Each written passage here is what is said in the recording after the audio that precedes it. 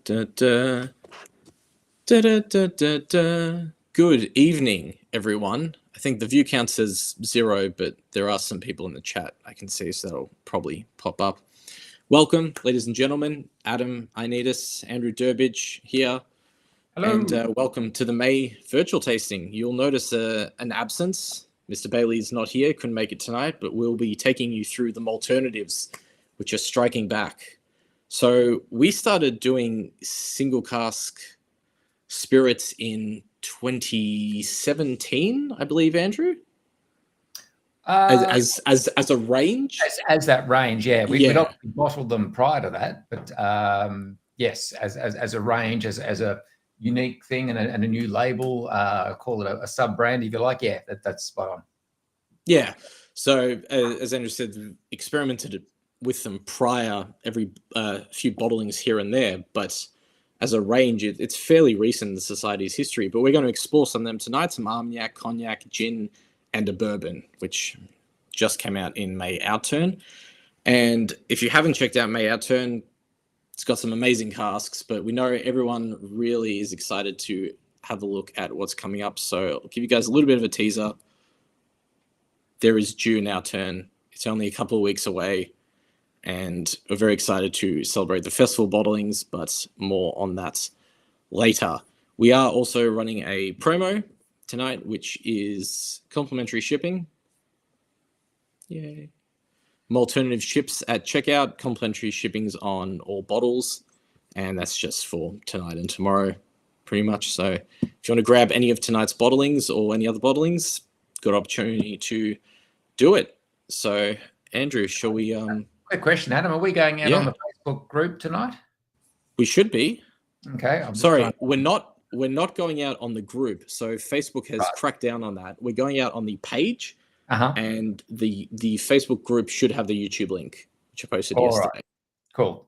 So, yeah, if anyone hasn't picked up on that, well, if you're in the chat, you've probably picked up on it. But if not, hopefully people can figure that one out. I was just going to dial in. So there's sometimes some people put comments in on that feed that we don't see down the right there, but that's okay. We'll run with that. All right. Beautiful. Shall we jump into the Armagnac, the 1989 A5.6? Why not? Hey, you know what? I'm such an organised chap. I got everything out except my glasses. Let me just go grab my glassware. I'll be right back. Good luck, Andrew. So I won't try to pronounce it. It's a fairly long French name, but 1989 vintage. It's got the navy single cask spirit color livery. Just pretend the bottle is the other way around, as it's reversed in my camera. I think drinking any spirit from 1989 is a treat, and it's always great to drink old stuff. I'd be interested to see. There's a few. Hello, Dave Cook. Hello, Corbin. Hello, Betty. I'd be interested to know if I know a few of you people there, but is this older than any of you? Is anyone born after 1989, and therefore you're drinking an Armagnac that is older than you? That'd be a pretty special occasion, I imagine. Yes. Could have Mr. Cook to dial in. You're down in Albany, I think I saw, Dave. So is it Albany or Albany? And how do the West Australians pronounce it down there? I'm not sure. I did see he was out there, though. It's always good, David. Tries not to miss a virtual. Interesting when obviously we're dealing with something that's been matured in so-called black oak, Gascon black oak, and it's obviously got some years under its belt. But tell you what, that color is pretty rich, isn't it? Yeah. So this particular Armagnac, I believe, was matured in the same cask as the cognac. It doesn't say on the label, but from memory, it's the same cask, and it's interesting. I mean, we'll get there, but very similar colors for both of them. What were you doing in 1989, Andrew? What do you remember? I was in year 11 at school, so just before my final year doing my HSC.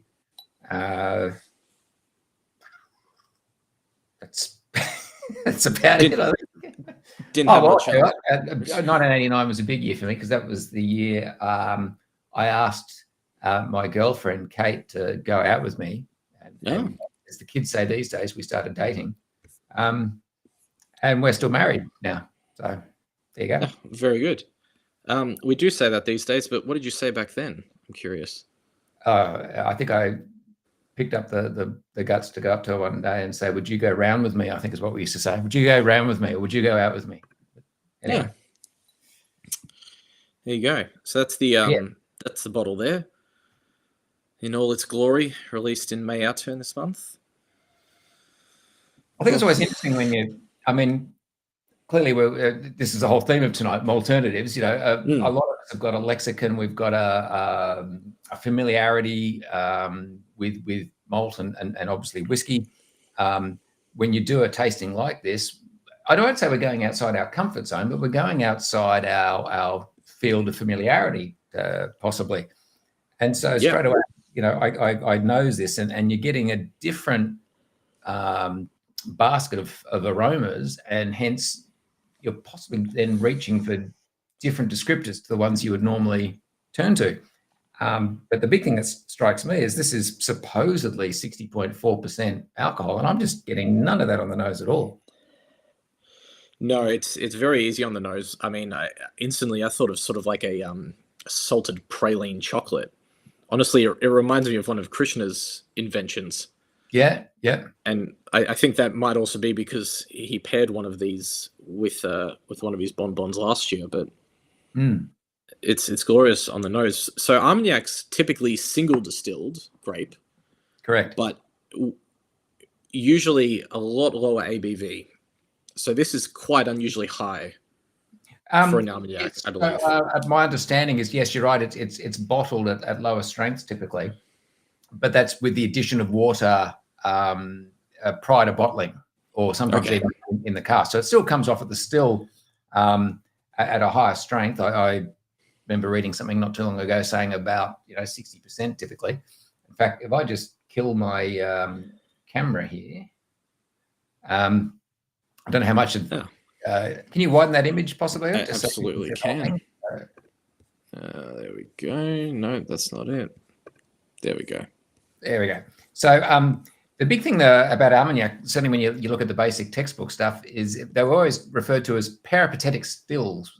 Peripatetic meaning something that roams, that is mobile, that moves around. And so the stills, as you can see here, are very mobile. They're on the back of a, what would you call that? Semi-trailer? Ute. Yeah.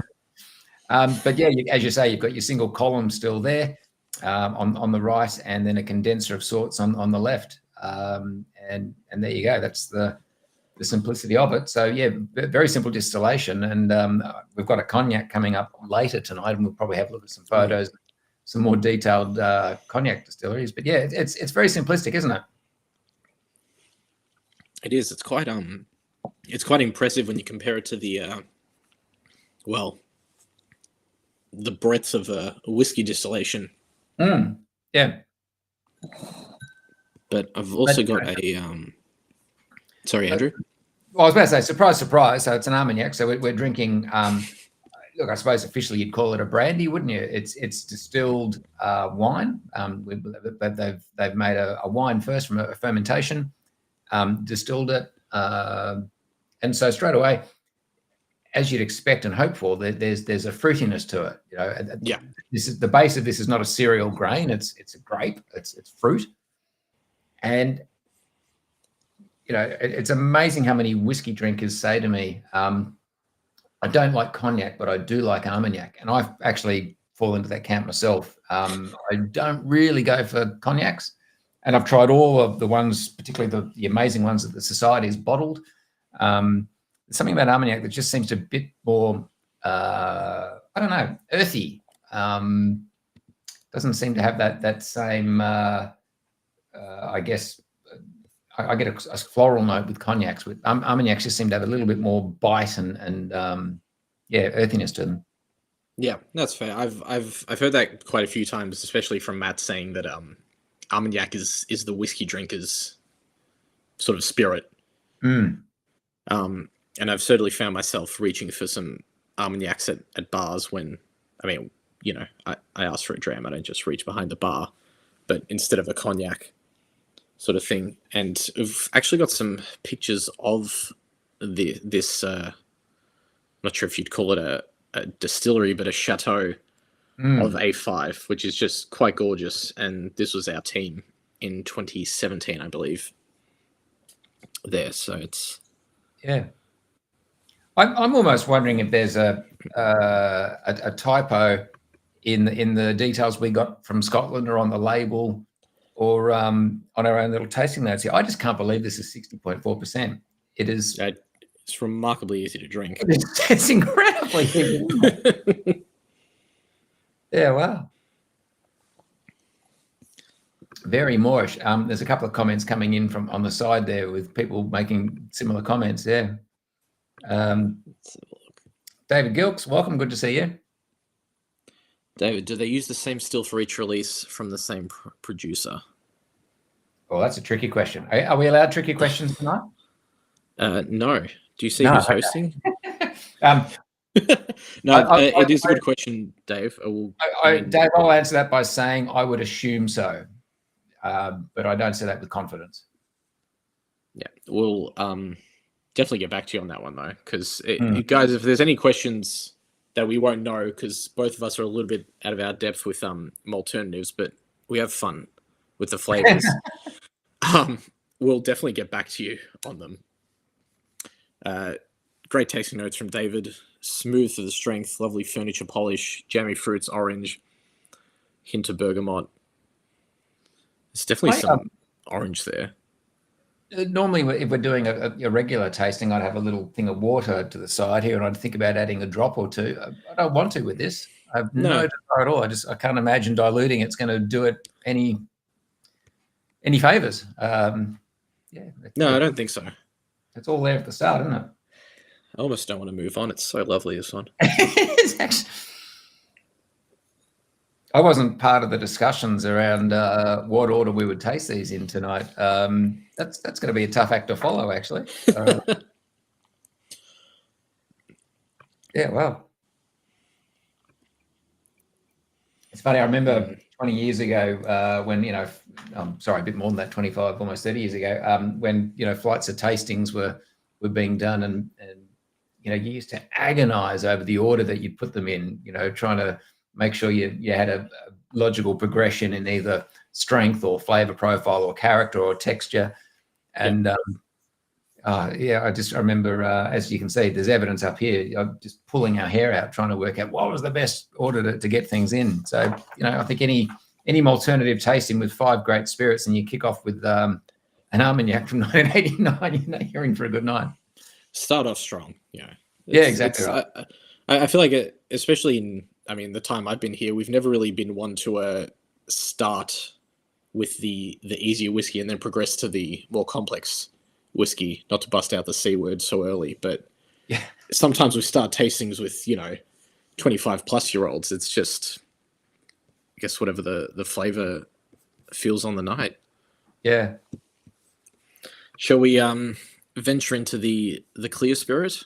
Why don't we? Just before we do, Paul's asked a good question here. Was the society hunting any as per normal Armagnac cognacs, or just picking the best as it came across the tasting panel's noses?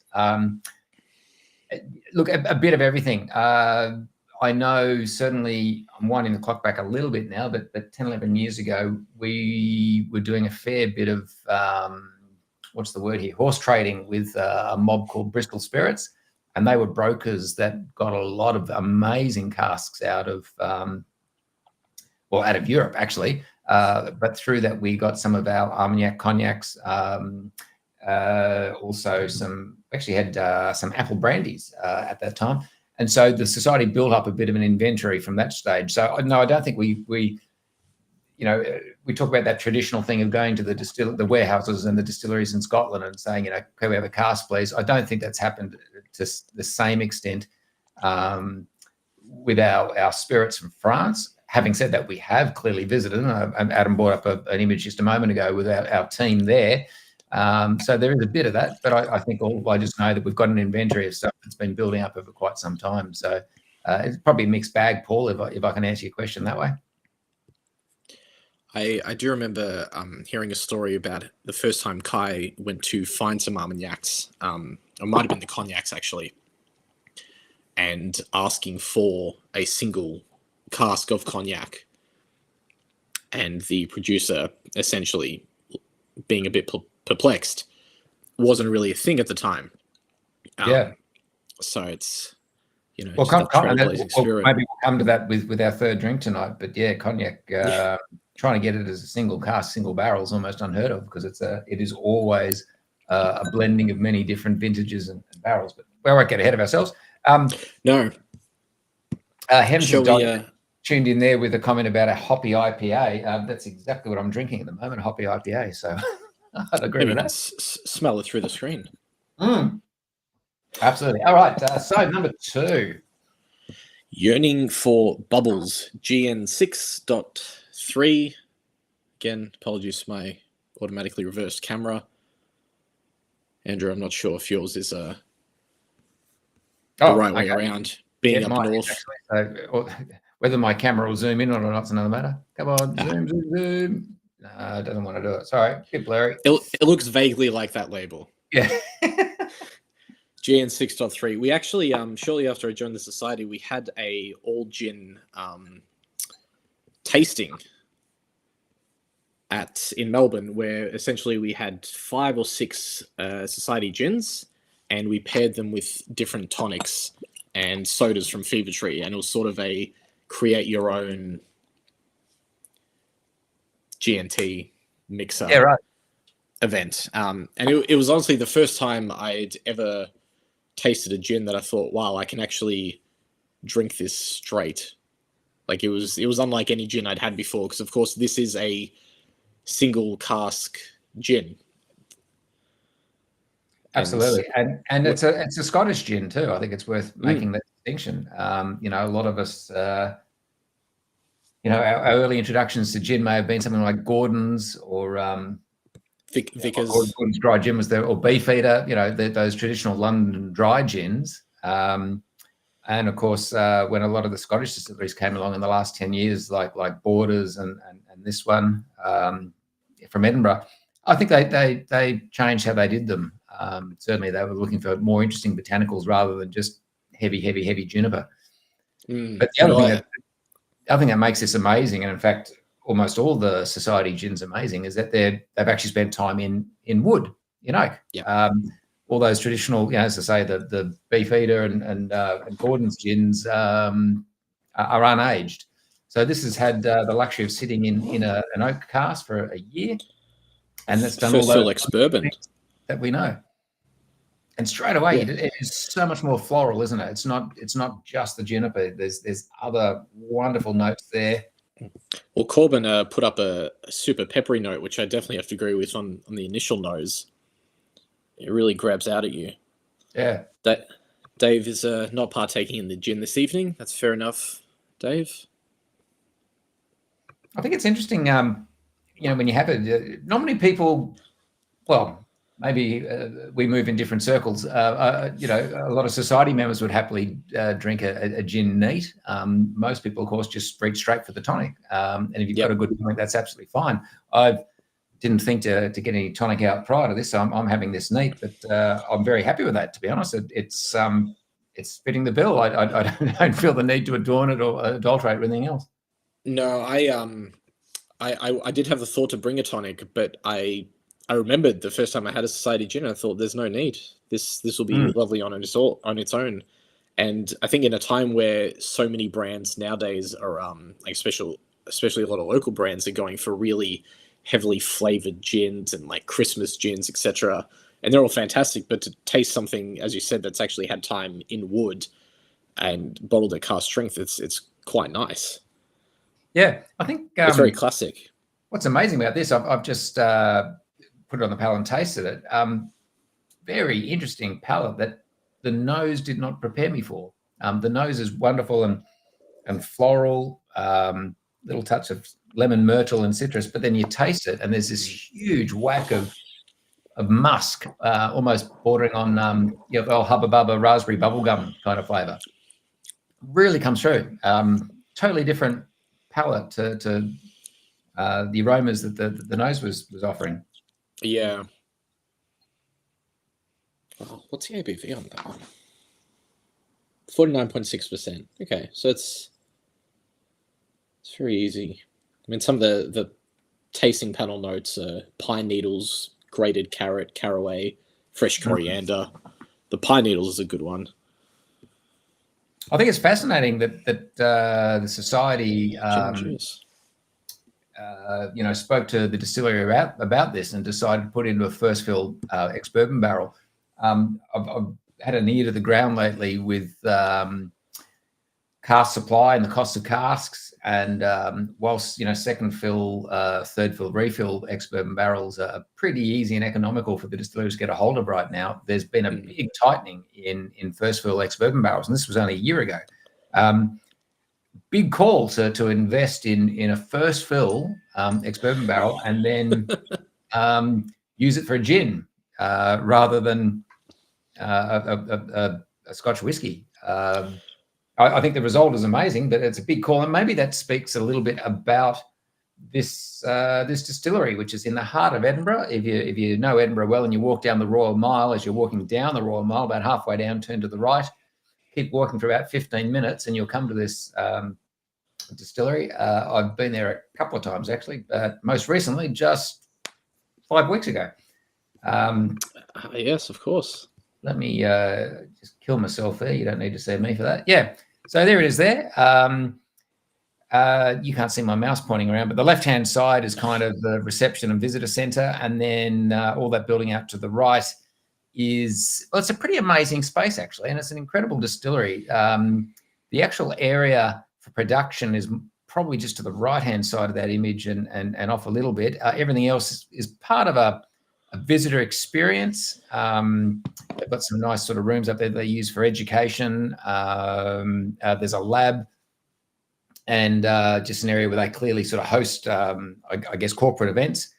But an incredible distillery that certainly when you look at what they're doing with all their spirits and whiskey in particular, they're doing something different. There are so many distilleries that I guess follow the formula, do what everyone else is doing, but try and put their own stamp on it. This distillery in the area of Holyrood, I'll say no more than that. I was about to say that looks very familiar. They're doing amazing things. They're trying things with new yeasts, different yeast strains, throwing into different sorts of casks, and they've not stuck to a formula. That's the other amazing thing. A lot of distilleries obviously choose their house style and then they go for consistency and they try and then do the same thing again and again and again. I don't know how this distillery is going to be doing this in 3 or 4 or 5 years, because they just seem to be throwing their hat at everything, and they're very happy to just put everything out as a limited edition. And once it's gone, it's gone. And then you move on to the next thing. But certainly, even though they're quite young, if you go there at the moment, their oldest spirit is yet to get 3 years old. So it's not officially a whiskey. They're calling it other things right now. But you go into their visitor centre and you're just overwhelmed by the shelf of all these amazing different spirits as they just keep experimenting and doing so many different styles. But I have to say, that classic thing of let's make a gin so we can get some cash flow back while we wait for the whiskey to mature. You can tell at this distillery, the gin wasn't just something done on a whim to get some early cash flow. It was something done to just produce a really good quality product. I think that's an amazing drink. Yeah, it's myself and Matt actually visited that distillery in 2022. Yes, and had an opportunity to try some of the new make they were doing, but it was, as you said, it's just a whole bunch of experiments, one-offs. They're really having fun with it, and it's going to be interesting to see once the whiskey fully matures, I guess, to an older age. Yeah, what it's like. I thought that picture looked familiar. There's some comments on the side there with a couple of people suggesting nutmeg, and spot on. That's exactly what's there, isn't it? Yeah, David and Hems.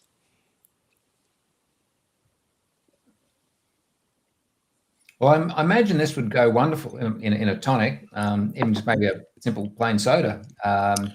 Corbin agrees with the soda. Right, yeah.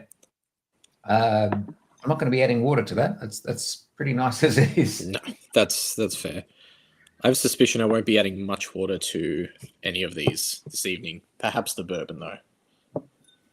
I don't have Assess. I don't have the necessary props to reach for just right now. But next time we have a gin for one of our tastings, I would actually love to have just some simple Gordons as a side by side and just compare the pair. I know which one's going to be the vastly superior drink, but it'd just be interesting for that contrast. Absolutely. We're always encouraging a contrast and comparison. Yeah. David, with the ginger beer would be interesting. That's true. I can't say I've ever tried that. Gin and ginger beer. Wow. Okay. I've tried dry vermouth and dry ginger ale. Okay. Not ginger beer and gin though, but I'm not really a ginger beer person, full stop. So I think it was it Starwood, the Australian distillery in Melbourne, that actually put out a ginger beer cask. Yeah, I didn't get to try that one. Did you? I did. I've tried it twice. One of them on one occasion was absolutely amazing. The second time, not so good, and we suspected maybe the bottle may not have been treated too kindly in between. I've heard that story. Yes. Right. Okay.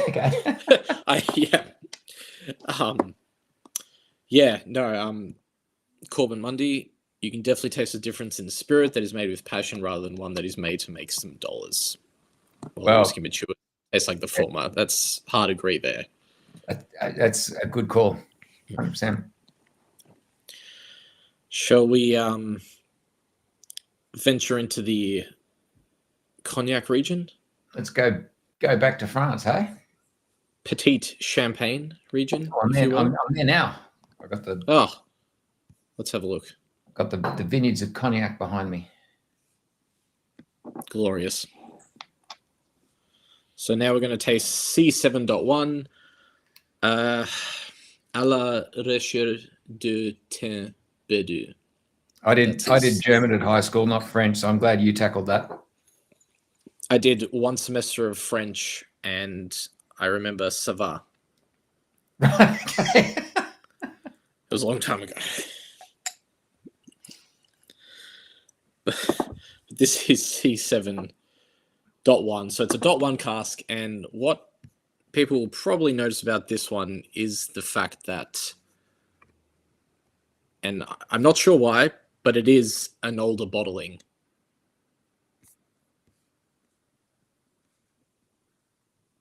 I think it's just production. When you say an older bottling, you mean as in one that a bottling label and shape. So yeah, well, this came out some time ago from memory. No, I think this one came out just late last year. Was it a re-release though? I don't, to my knowledge, no. It may have been, but I don't remember Matt speaking of it as a re-release. Okay. I think it's just one of those ones that maybe perhaps was meant to come earlier, much earlier, and didn't. Not quite sure, but oh well, look, that's true. We had quite a few of those. That there were a lot of casks that we identified for the Australian branch, and then weren't always able to bring them in the same order on our shipments. We also had a few delays, and then some stuff sat behind while we brought other ones in. So that could well be the case. Yeah, I've also just got a map for those interested, the difference between Armagnac and Cognac regions. So Armagnac has to be made in the Armagnac region of France, which you can see down south, and Cognac's a little less south, more to the west. So there's two regions in the Cognac, Petite Cognac and Grand Cognac from memory. And this one is from Petite Champagne. Mm. I always find our cognacs to be like caramel bubblegum on the nose. Like I had the pleasure. Caramel bubblegum. I like bubblegum. Caramel. I think that would work. I've never had the pleasure myself, but it's what I'd imagine caramel bubblegum to be like. Yeah, right. Corbin, this cognac is the same age as me. Bastard. That's really interesting. So one of the things that we didn't talk about it with our first, can you call a Armagnac a dram? Our first dram tonight. Yeah. We didn't go into too much of the detail, but it was actually matured in so-called Gascon black oak. And whereas a lot of cognac is matured in Limousin oak. And so when I was looking at what's the difference between what you get between the two different oaks there, the black oak can often, I'll go back one step. So cognac, the Limousin oak can impart strong vanilla notes to the spirit, whereas the black oak from Gascon tends to typically impart more tannins to the spirit. Now, interestingly, I didn't find any of those tannins on the Armagnac, but I'm getting tannins on this, which is interesting. This is thank you, Dave. My backdrop at the moment is a cognac distillery. It's not this particular distillery, I have to say. This is actually Hennessy, one of the Hennessy distilleries.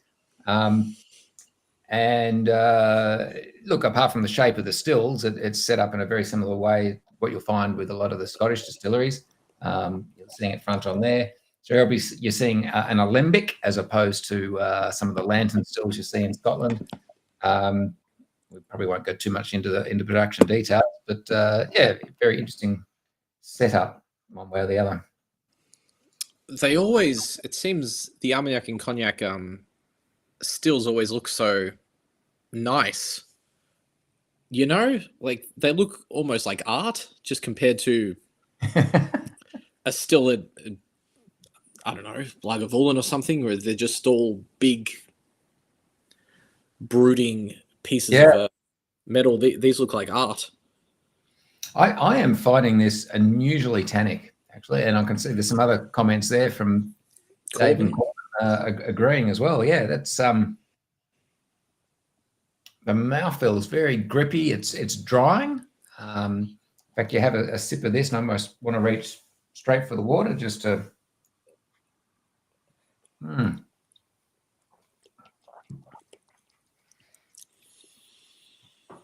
And again, you know, not really nosing or aging like the strength is suggesting, 62.2. I'm finding for me the palate is suggestive of a northward of 60 ABV, but on the nose, absolutely not, if you told me. Yeah. I can't, it's almost reminds me of a rum barber. Oh, yeah.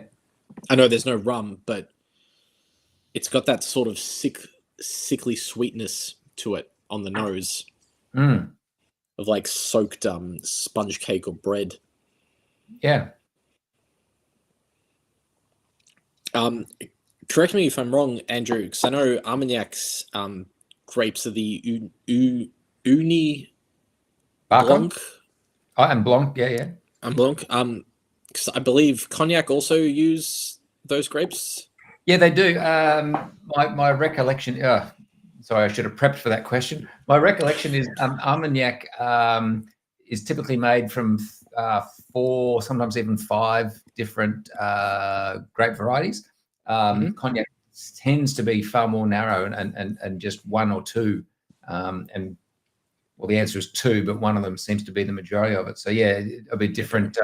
So many different grapes, yeah, which is in keeping with the whole philosophy of winemaking in France. It's all about terroir. It's about, you know, the location, the geography, and obviously, you know, growing certain grapes in certain regions to suit the soil and the climate that's appropriate to that region. I believe the Petite Champagne region has a thinner layer of calcareous soil compared to the Grand region. And right. I probably should have read up more on what that means, but terroir. Yeah, that's that. It's a fancy French word. It translates literally into English as precocious. terroir.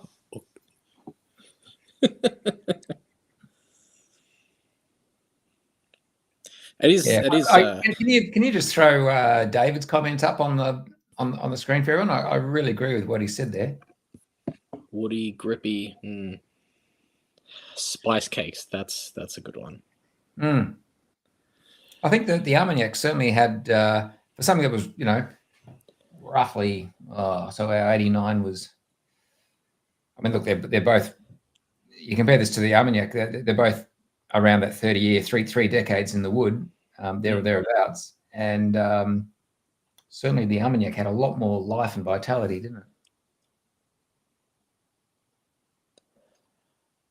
I definitely agree with that. Yeah.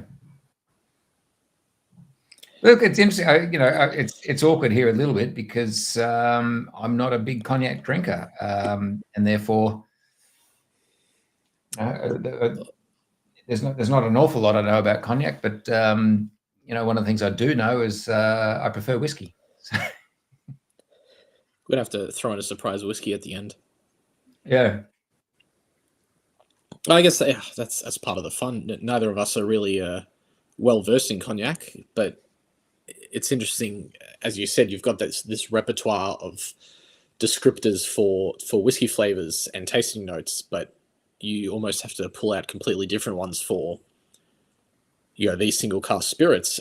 I think that being said, when they were developing, and I mean, Andrew, you definitely know more about this than I would, but when they were developing a sort of that universal language for describing whiskey and flavors, do you think that they also had the intention that these flavors could be used to describe other spirits, not just whiskey, like the flavor wheel? Flavor wheel, yeah, exactly. I mean, there's that very stereotypical flavor wheel, which is very generic, very scientific, and in theory should be applicable to all foods or drinks or spirits or beverages and so on. But when you look at the terminology and the lexicon that we tend to use in each of these categories, they're very different, aren't they? I mean, if you look at the back of a wine label or you read any wine magazine and you look for the words they use, you'll see a bunch of descriptors that you don't really often see in whiskey circles and vice versa. So even though in theory we should all be reaching for the same terms from that same flavor wheel, we tend not to do that. Yeah. Each category has developed its own. I keep using this word lexicon. I think that's a great word.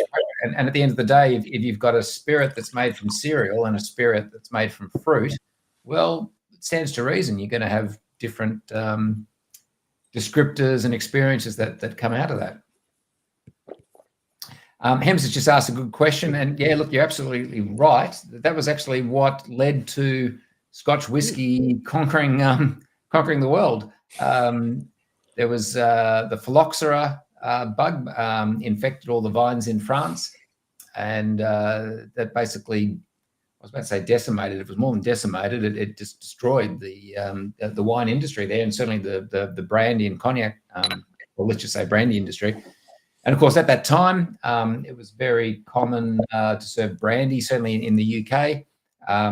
That as a product just disappeared, and that's when the blenders moved in. The occurrence of the phylloxera blight in France coincided with most of the those original blenders, the Johnny Walkers of the world, Barons, Buchanans, and Dewars, and so on, tailored their blends. They started, whiskey was the single malts were very harsh back in the day. They realized that if they blended them together, added in grain whiskey, brought it down to a palate that was a bit more approachable, that then became far more accessible and approachable for those who were previously brandy drinkers. And that's what allowed Scotch whiskey to get a toehold into the market. And of course, it eventually then went all throughout the Commonwealth. Basically everything that was part of the British Empire then became a huge export market. So yeah, sorry, that was a long answer there, but you're absolutely right. That's how it all came about. I didn't have any idea about that. So that's fantastic. When did you say that was approximately? Oh, I'm going to guess. Well, it was the middle of the 19th century. So, for the sake of the conversation, let's say 1840s to 1860s. Beautiful. And I hope I got that right. Tell you what, I'm just going to I'm sure someone will call you out if. I'm going to bring up a Google screen here and just quickly ask a question. That's right. Whilst you're doing that, I will just remind everyone that we do have complimentary shipping this evening and tomorrow. Malternatives ships is the code word. All of the bottlings tonight, plus everything on the website. If you're looking to order some bottles, good opportunity to do that. We know everyone loves free shipping, so why not treat yourself? I wasn't far wrong. I said 1840 to 1860. It reached the Bordeaux region in 1869 in France. So 1860s is what it's saying here. That poor terroir. There you go. Phylloxera was introduced to Europe around 1860. Yeah, fair enough. Yeah. And to another question earlier, the other big difference between Armagnac and Cognac is in the Cognac region, the soil is quite sandy, whereas in the Cognac region, the soil is quite chalky, and the temperatures are much milder as well. So those two things that really drive terroir, soil and climate, the two are very different. They've both got different soils. They've both got different climates. So surprise, surprise, the drinks are different as a result. There you go. And even though because we bottled our first Armagnac in 98, I believe. Yes. But Cognac we only bottled in 2017, 2018, I think. So that's a fair, pretty big gap. Back to that relationship we had with Bristol Spirits. Those very early Armagnacs came from Bristol. Not Bristol, the English city, but Bristol Spirits. And I think also you've got to cast your mind back to what the society was like in the 90s. It was still very much a much smaller organisation. It was the Scotch Malt Whisky Society. There was a huge uproar when they first decided to bottle a Japanese whiskey. This is the Scotch Malt Whisky Society. A lot of the dyed in the wool members complained. So they had these I guess curiosities that they bottled on the side, such as that early Armagnac. But any time in those early days, the society ventured out, stepped out of its lane and bottled something other than Scotch, there was a fair bit of disquiet and murmuring around. So, after what happened with the early Japanese spirit and the Armagnac, with all the disquiet that caused amongst membership, you can imagine and understand why they decided to wait a few years to test the water with Cognac. I mean, I remember, yeah, of course. We the Australian branch were one of the very first international branches to take on a consignment of one of the early bourbon bottlings that the society did. And at the time, we didn't really even have a code system for all the various bourbon distilleries. The fact that it was bourbon, it just got called B, and it was B6 because it was the sixth cask of bourbon. Where it actually came from was irrelevant. We didn't have that, let's assign a code to each specific distillery. And that B6, we took at the time, and still to this day, Australia is the second largest market for bourbon outside of the States. So we are huge bourbon consumers. So when, and I'm talking 2006 at the moment here. So in 2006, when the spirits manager for the society in Edinburgh said, hey, look, we've got this cask of bourbon. Do you guys want it? I said, absolutely. So we took this huge consignment thinking, oh, Aussie's going to love this. And our membership at the time absolutely ignored it. We had the bottles of that cask sit around for 18 months to 2 years. And I remember every single tasting we did, we would plonk a bottle on, hoping that people would enjoy it and the bottle would sell, and it never did. And I think most of our inventory eventually disappeared just by simply pouring it out at events rather than anyone buying it. So in 2006, we had a membership that was very focused on Scotch and not much else. It's incredible how far it's come. Oh. Welcome, Whiskey is My Jam. Oh, and Mark W. Teague. Yeah. What a coincidence. He's there at both formats. That's impressive. Both signing on at the same time. Corbin, love a bourbon. Well, Corbin, we've got some good news. Hang around.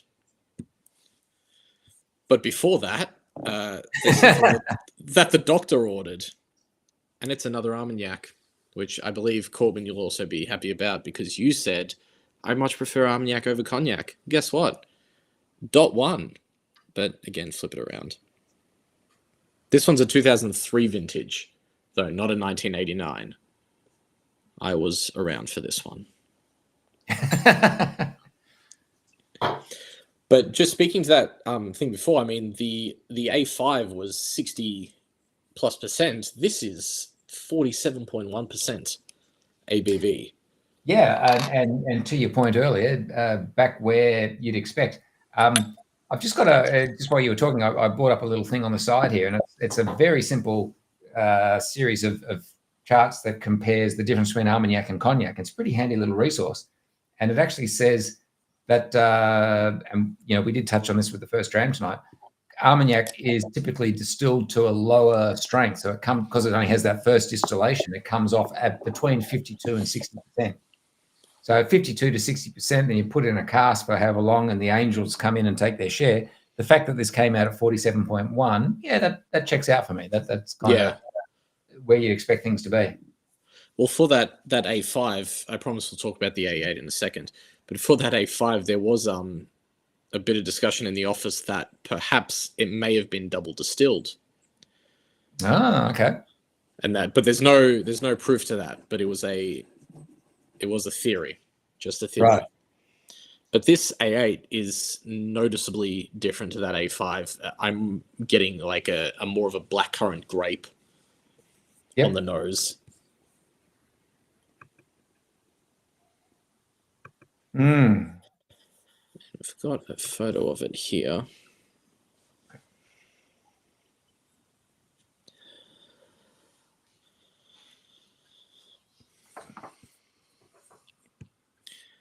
Question from Corbin. They go into glass for a bit of their lifetime, don't they? I know for cognac ages in glass. I'm not sure for Armagnac. Andrew? I don't know the answer to that. I'm sorry. Corbin will get back to you on that one. That is so different to the other Armagnac we had. Wow. There's I agree with David's comment. It's so floral. Yeah, not just roses, but rose water. Oh, wow. That is so light. You know that rose water you get in Lebanese, what do you call it? Turkish Delight. There's that massive hit of rose water and rose oil in that as well. Wonderfully delicate on the palate as well, compared to the tannins that came through on the cognac just a moment ago. This is much more viscous on the palate, lighter. Blackcurrant fairy floss. Yep, Hems. Good call. Oh, good call. Yep. Something I would like to try one day as well. Yeah, that's very light on the palate. It's what I'd imagine eating a cloud would be, which I guess is like fairy floss, but okay, yep, all right.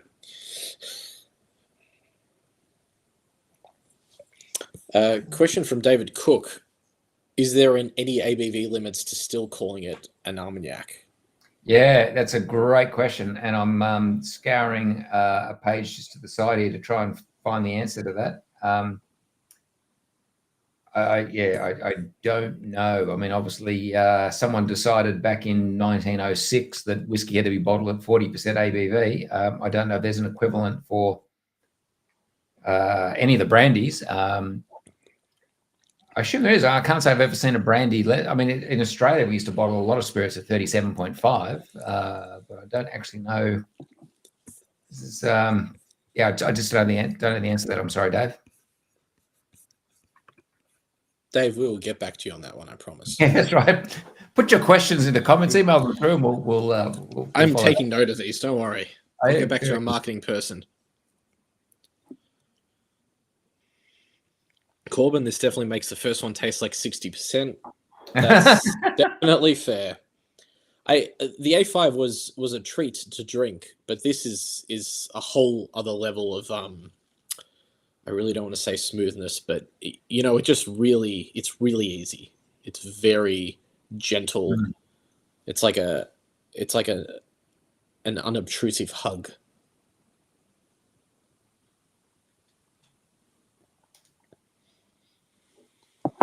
Thanks for being so understanding, Anyway, David. I've just done 3 different search terms into Google, asking the question, what is the legal minimum for Armagnac? And they keep coming back saying that it comes off the stills at a lower strength, but I can't find anything that says what the minimum is from a legal point of view. Oh, okay. There's one little thing here that makes a mention of 40%, so maybe that's the universal answer. It's a good word, Dave. Sessionable. I was about to say a sessionable Armagnac. That's what we need. And it'll come in 6-pack cans.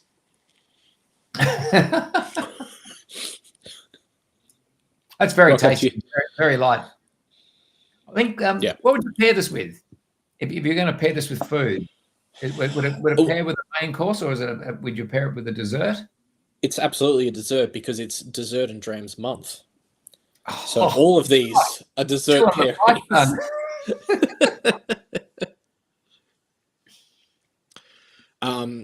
But I mean, yeah, do you go for something that is?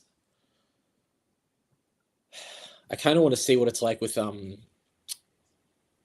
I'm sure you've had one of those very, very decadent, ridiculously flavored macaroons before.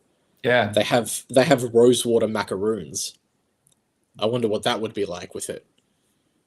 I'm thinking this would be, if when you look at food matching, do you match like for like, or do you go with contrast? For me, I'm tasting this and I think I'd love this with a pastry, some sort of fruit pastry. I think would go really nice, almost bordering like on a Danish. Yeah, exactly. Yeah, Danish. There's been a suggestion of creme brulee there in the comments. Yeah, that'd be interesting too. Because I mean, the creme brulee, obviously the vanilla and the caramel, and then how many vanilla caramel desserts do you have where there's then fruit on top? And I think the fruit from this would actually go well. So Dave, that's probably a good call too. Corbin going the complete, gourmet, mate. The complete other direction. Proper duck pate with crusty bread for entree. Fair call. Fair call. Well, you know what? You can't argue with that because that's a very French entree there, and this is a French spirit. So you'd have to say that's probably spot on.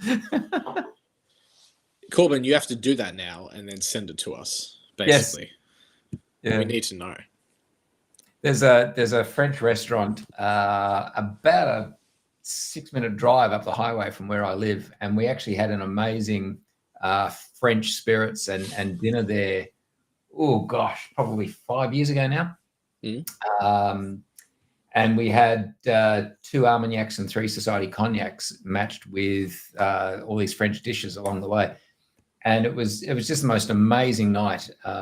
We'd allowed ourselves to build up quite an inventory of these Armagnacs and cognacs at the time, and then this was a really great avenue to showcase them all. So we had this night in Sydney. I think we had about 25 members on the night. We took over the private dining room at the back of this restaurant up in Pymble for anyone from Sydney watching. And yeah, just an incredible night.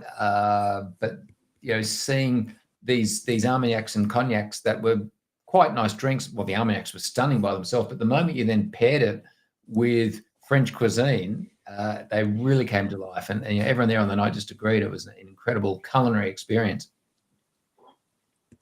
It does sound lovely. I haven't been to many French restaurants in my life, but there is a very lovely one in Melbourne City called Philippe's, which I keep meaning to try. And they have a certain duck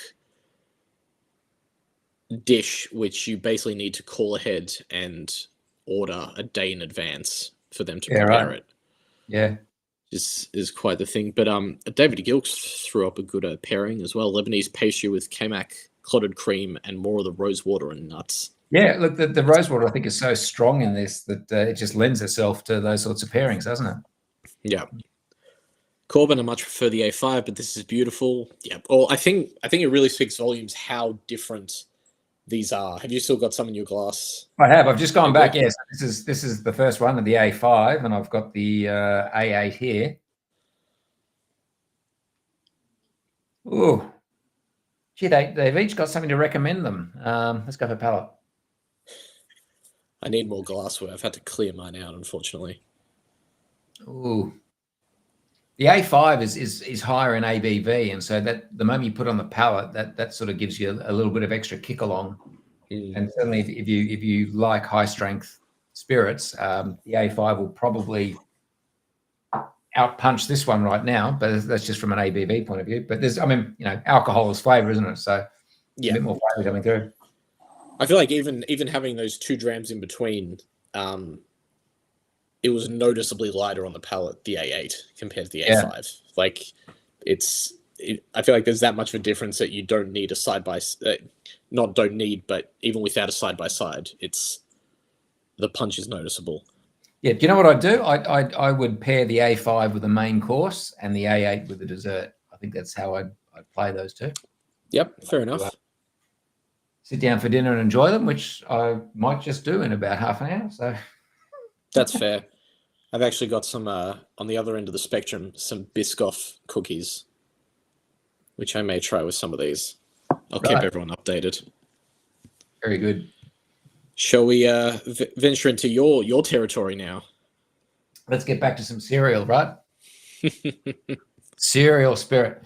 Now, the last time we had something from B5 at a virtual tasting, I threw the cat amongst the pigeons by asking the question, is this really a bourbon?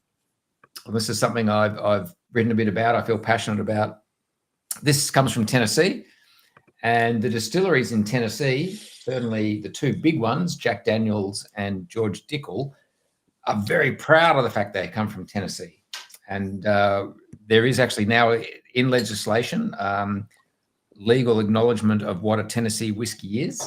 And a Tennessee whiskey, in order to be called a Tennessee whiskey, has to have undergone the Lincoln County process. And the Lincoln County process is where you do everything exactly the same as the bourbon distilleries in Kentucky and everywhere else. But just before you bottle, you filter everything through charcoal, and the charcoal is burnt maple wood. Mm-hmm. So I guess the truth of the matter is all Tennessee whiskies are bourbons, but not all bourbons are Tennessee whiskies. That's probably the best way to think about it. Well, that's fair. I mean, having in the one little bit of preparation I did for tonight, I went looking to confirm all this, and the consensus seems to be that yes, a Tennessee whiskey can legally be called a bourbon, but not the other way around. Anyway, let's get down to business. So look, it's a well, I need to change my background here. I've got to get out of France and go to this place. Oh, no, that's decided not to work. There you go. Have you actually visited Distillery B5? I've not. I've been to its other possibly more famous neighbor, Jack Daniels. Went to Jack Daniels in 2013, and that's where my I guess position for this came from, because when you go there as a tourist, as a punter, and I was privileged enough to be taken around by the manager of the joint. They're really passionate about the fact that this is Tennessee whiskey. This is not a bourbon. You know, the 2 biggest selling spirits in America are Jim Beam, white label, and Jack Daniels. What do they call it? The bottom number 7, I think it is. And Jack Daniels outsells Jim Beam, so it's the biggest spirit. And to their mind, it's not a bourbon. So they like to say that the biggest selling spirit, the biggest selling whiskey in America, is in fact the Tennessee whiskey. But yeah, look, as I say, I can't say I've been to Dickel, but certainly it's nearest and arguably more famous neighbor. But yeah, it's American whiskey. So look, it's made primarily from corn, a mash bill that also includes, well, it's primarily corn, but also includes various proportions of wheat and rye, and of course a little bit of malted barley just to kickstart that fermentation. So the malted barley is more of an enzyme than a flavor. Correct. It's just there to kickstart the fermentation. Yeah. Most mash bills have a barley component of about 10%, roughly. Yep. And it's 51% corn to be bourbon. That's the minimum. Yes. The minimum. Yep. Almost all bourbons have a higher corn content than that, but 51's the minimum. And for anyone who likes American whiskies, and let's just call them bourbon for the sake of tonight's conversation. This is extraordinary. I actually sat down just by sheer coincidence, poured myself a dram of Jim Beam Black Label just last night. Yep. And it was okay. And look, I like American whiskies for obviously, I love Scotch, but pour me a bourbon, I'll tolerate it, and sometimes I really, really enjoy it too. And I've had some amazing bourbons, and I think some of the stuff that Wild Turkey have put together, and some of the stuff Buffalo Trace, they're amazing drops. But I'm nosing this right now and thinking we've just gone to another level. It's extraordinary. Now, it's very herbal circles that you're not allowed to say out loud anymore. The guy got cancelled, but Jim Murray, of course, very famous whiskey writer, and got derailed a little bit a few years ago. But back in 1998, he wrote a fantastic book. And I can't remember the exact name of it. It was something like The World Guide to Whiskey, or Ultimate Whiskey Guide, something like that. It was before his Whiskey Bible. His Whiskey Bible wasn't published till 2003. This was a 1998 book. And in it, he extolled the virtues of this distillery. Can we say it out loud? It's behind my shoulder here anyway. George You've already said it, so. But I didn't say that. So, he raved about it. It was his favorite American whiskey. If you can pick up that publication from 1998, he just said George Dickel was head and shoulders above anything else that was being made in America at that time. And I know this right now, and I can kind of see where he's coming from. 27 years later. Sorry, that's not quite right. 26 years later. There are some notes that I wouldn't have thought I'd find in a bourbon. Or not that I've had in the past. Like, I'm getting a lot of herbs, or not herbs, sorry, like that sort of warm herbal notes on the nose. Yeah.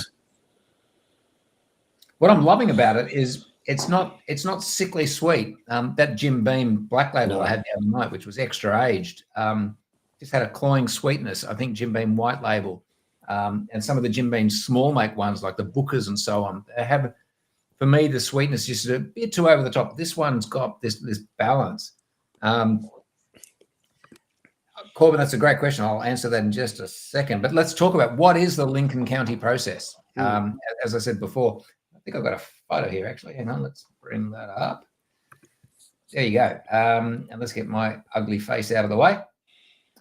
So what they do, they make it exactly the same way as the bourbon distilleries do, but just before it goes in the bottle, they filter it through these vats of charcoal. And the charcoal is burnt sugar maple wood, and it's a filtration process. And that filtration, the good folks at Jack Daniel's, where this photo was taken, they refer to it as a mellowing process. And you can see it there on the side, charcoal mellowing. And it's just another filter. We know that charcoal removes volatiles from the spirit. That's why we char our barrels in all the spirits industries.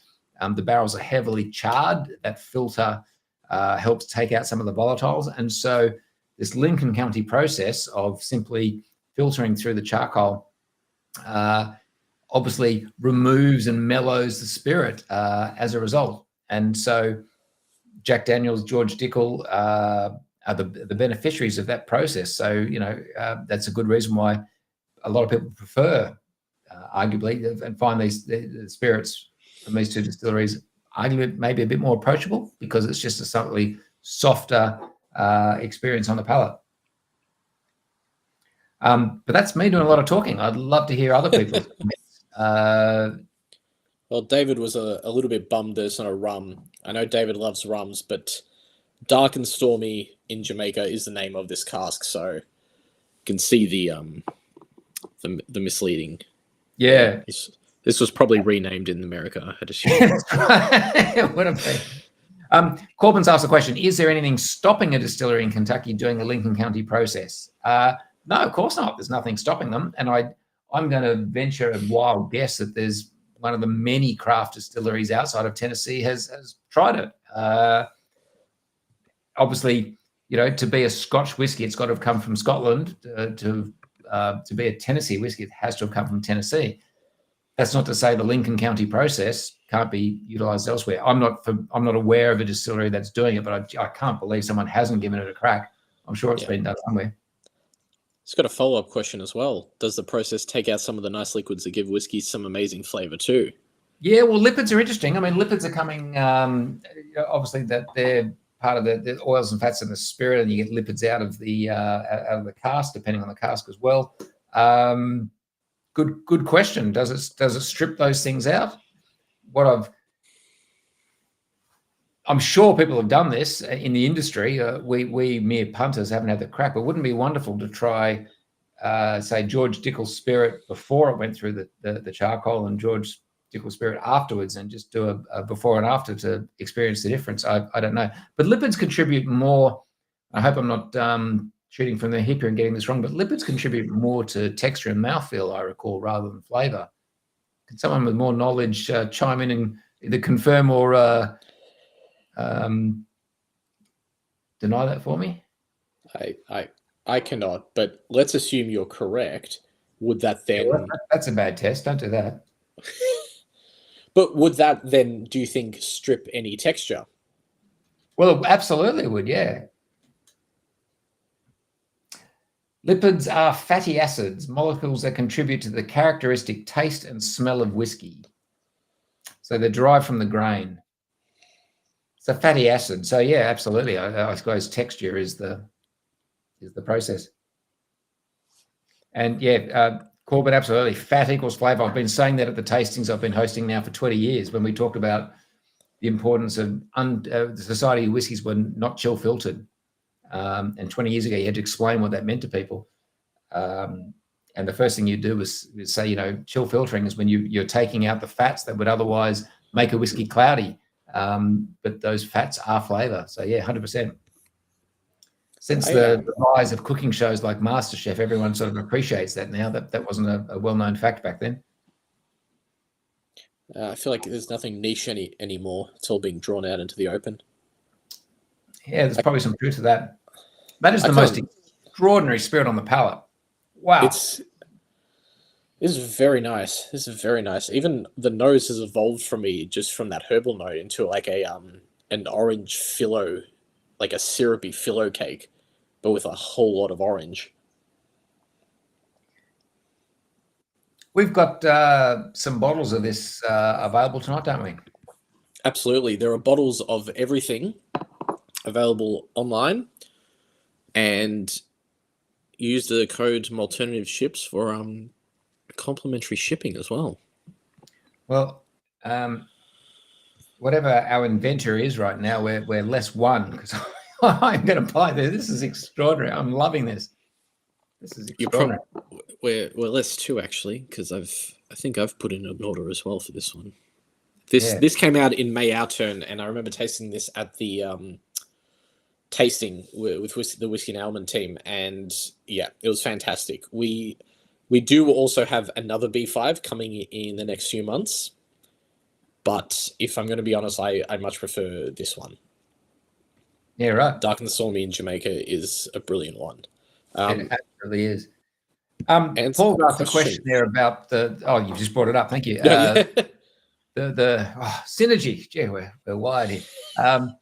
The worldwide push into rye. Look, I think what we've seen over the last 20 years is consumers wanting to explore and expand their flavor experiences, and things are getting bigger, bolder, and certainly 20, 30 years ago, in so many areas of the culinary world, people were playing it safe. And I think courtesy of the internet, courtesy of the Scotch Malt Whisky Society and other independent bottlers and other spirits and celebrity chefs, everyone's pushing and pushing and pushing, and people are expanding outside what they used to know. I mean, I'm old enough to remember when almost every Aussie household had meat and 3 veg for dinner, and then we discovered there was so much more than that. And I think rye is a kind of an extension of that discussion. Rye is spicier typically. If you had to compare, look at the textbook. What's the classic answer for what's the difference between bourbon and rye? Rye has a bit more spice to it. It can have more complexity. There's a lot of people that don't like rye because of that extra boldness and that extra spiciness on the palate. So I think, Paul, to your question about why are we seeing more of it than we used to? I think it's because people are expanding their knowledge, their palates. They're being more adventurous with what they drink. And obviously distilleries are playing to that market and putting out more stuff because there is a market for it now. Another great example of this is just simply peated whiskey and Islay whiskey. You look at how many peated whiskies there were available from, well, let's just say from Scotland, let alone Islay, 20, 30 years ago. Not a lot.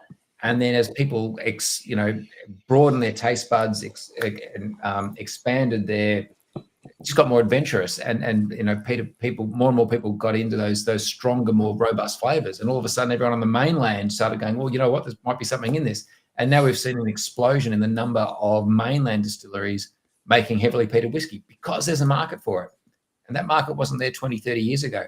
So I can only put it down to this fact that we're all getting a bit more adventurous in what we decide to eat and drink. And rye is riding on the coattails of that experience. Even just on that peated note, I mean, even beyond mainland Scotland, other countries, Sweden doing doing peated whiskey, even Australia trying their hand in peated whiskey. It's spreading. It's quite interesting. And Corbyn's made a good point there. Something always has to be the big new thing. Absolutely. This is the big thing. I don't know how many other. Paul's probably my only lone other Sydney sider in this chat. Everyone else is in other states. I want to say interstate, but as Paul well knows, Sydney is notorious for being very fickle, particularly with restaurant fashion. We're always looking for the next big thing. There's a big new launch of a new restaurant or a new bar or something, and a month later we forget about it because there's another new one. There's always got to be something bigger, better, brighter. And social media definitely doesn't help with that, because I feel not at all. The cycle just moves a lot faster now because everyone knows about it quicker. It goes out of fashion a lot faster. Yeah, dead right. Yeah. Okay. Isn't that did anyone add water to that? That one weighed in at I definitely didn't. 63.2%. Tell me, would anyone agree that was the softest gram of the night? That was the highest in alcohol, wasn't it? That was the highest, yeah. Yeah. And cognac came close, but I would actually say that the cognac was a little bit not hotter, but it packed more of a punch, even at a slightly lower ABV than that bourbon. Yeah, well, I think that grippiness that a lot of us experience on the palate, would probably mark it in that respect. But yeah, this one, wow. I like Corbyn's comment there. No water touched my glass. All right, King Theoden. Yeah, but that's just an extraordinary Tennessee whiskey, isn't it? I was about to say bourbon, but it's both. But yeah, wow. Well, what a drop. Look, it's a single cask bourbon in the eyes of the society. So very true. Can I just make a comment and a recommendation to anyone? If you do travel to the States and you make your way down south and you get to either Kentucky or Tennessee, you can do the Bourbon Trail. You can visit the distilleries. I highly recommend it. They are the most warm, accommodating, hospitable distilleries and bunch of people. The experience, I popped into and had the most amazing experiences at Jack Daniel's in Tennessee. In Kentucky, I went to Jim Beam, Wild Turkey, Four Roses, and Maker's Mark. And they're all just wonderful places to visit. And, it's a bit of a stereotype and a cliche, but that Southern hospitality is incredible. But they are so impressed and thrilled that you travel from the other side of the world to their little neck of whatever county they're in. They're amazing places to visit. And I know everyone's trying to get to Scotland and do their whiskey pilgrimage around Speyside or to get to Islay. But if you find yourself in the States and you can get down to those to Kentucky and Tennessee, it's well worth the while. They're really well geared up for their tours. They have visitor centres and tours just like they do in Scotland. Don't overlook it. If you do like American whiskey, it's amazing experience. And I traveled around the States for 6 weeks with the family back in 2013. And the 7 days we spent in Kentucky and Tennessee was a highlight for all four of us. Just an amazing place. Yeah, beautiful. I've never been to the States myself, but I'd definitely love to go. And some of the visitors centers, that it looks like they're just incredible over there as well for distilleries. I think that about wraps everything up for the tasting side of things. But just a few notes. There are still some May Our Turn bottles available online, of course, and we are running complimentary shipping for tonight and tomorrow. Just use the code Malternatives ships. And if you haven't already, we still have tickets left for Perth, Adelaide, and Hobart Fèche festivals next month in June. So, guys, book in and have a taste of the festival bottlings because they are coming. They are in the country. This is them right there. We've not been able to say that over the past. I remember last year. I think that they landed on the 747 the night before. Yeah, the last couple of years there's been some logistics issues. It really does take a lot to bottle something in Scotland, especially of this magnitude, and then get it over in time. But we have them. They're here. There's 12 festival bottlings this year. I'm sure you've seen them all around, unfiltered. We've been posting about them on social media, and we're very excited to share them with everyone. So you can't use the code on them, though, because they're not available. But they will be in June, starting from June the... I don't know the date. It's the first Friday in June. But every Friday in June is going to be a Fèche explosion because every week we'll have a different festival celebrating. Yeah, well, I think, I'm reading off the sheet here, but Melbourne on June the 8th, Perth June the 20th, Yep. Sydney June 22nd, Adelaide June 22nd as well, Brisbane June 22nd, and that's it. There you go. There are Fèche events. So Brisbane sold out, Melbourne sold out, Sydney sold out, Perth, Adelaide, Hobart, still tickets available. David Gilks asks, are we going to have a tasting pack with all of them this year? Yes, there will be 2 tasting packs, one with a five of them, which will be one from each region, and then another tasting pack with all 12. That will be very limited, but it will be available. So yeah, we've also got a couple of very attractive member competitions coming up. So let me actually just get the date for when it goes live, because it's next Friday, 31st. The Our Turn will be available for full preview, and then starting from the 7th of Friday, the Lowland and Campbelltown Festival bottlings will be available to purchase. And just looking a bit further down the track, if you live in Canberra, Brisbane, or Tasmania, i.e. Hobart and Launceston, the Grand Tour of Speyside is coming your way, just the other side of June. So I look forward to that as well. Yes, we'll have tickets for that available soon. Keep an eye on your inboxes. It's an exciting time for the society. Plenty of amazing stuff coming up. And yeah, thanks everyone for tuning in. Thanks all for your input. It's been fantastic. And thank you, Adam, for steering the ship tonight. Unbelievable. Fantastic. Well done. Appreciate it.